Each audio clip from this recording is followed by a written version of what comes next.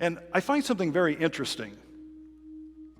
You go back to chapter 3, and you might remember that in chapter 3 that you have the state, we'll say, King Nebuchadnezzar, establishing, in a sense, a religion, and then saying that everyone has to adhere to that religion or suffer the consequences thereof.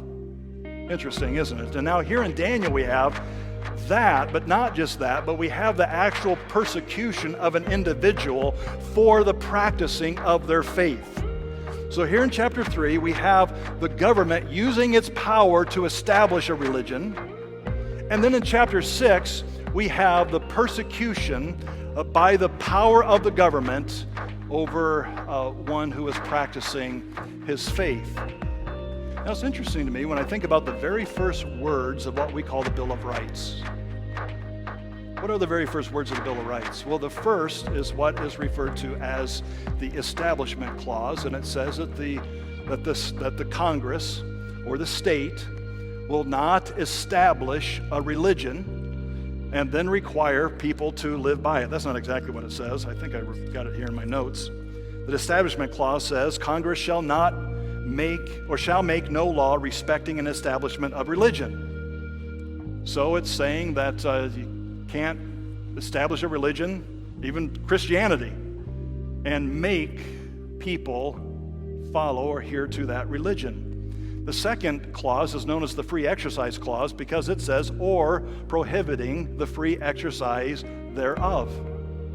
Now that's interesting to me when you take chapter 3 and you take chapter 6 and you take those first two clauses of the Bill of Rights. Now listen, I'm not suggesting that as the framers of this country were writing the Constitution that they had the book of Daniel open before them. Although I would argue they did have some open Bibles. I think we find that from history.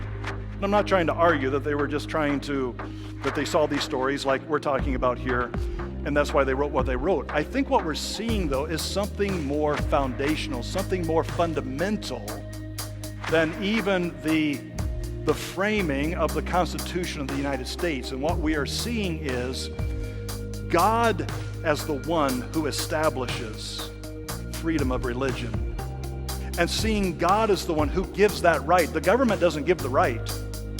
The Constitution really is just limiting the rights of the government to infringe upon the rights of individuals. The idea of the freedom of religion is God's idea. That is important to God. And so as we think about what these stories are teaching us and saying to us, Daniel in the lion's den, Shadrach, Meshach, and Abednego in the fiery furnace, teach us something very important about how God views the freedom of religion and the restriction thereof. It's more fundamental just in the Constitution of the United States. Now listen, it may come to being thrown into a fiery furnace. It may come to being thrown into a den of lions. We don't know. But we should not take lightly this freedom of religion because it is given to us by our Creator. And it matters to God.